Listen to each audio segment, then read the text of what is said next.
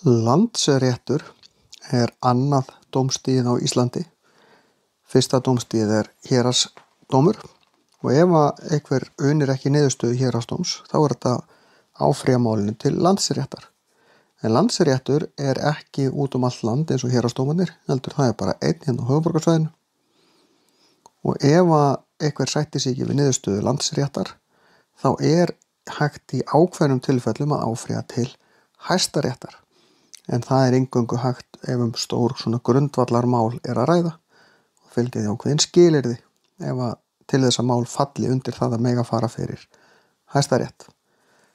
Ef ekki, þá er Landsréttur endanlegur dómur, nema það er vissulega hægt að áfrýja málum til Mannréttindadómstóls Evrópu, en hann hefur ekki beina lögsögu hér heldur meira svona leiðbeinandi.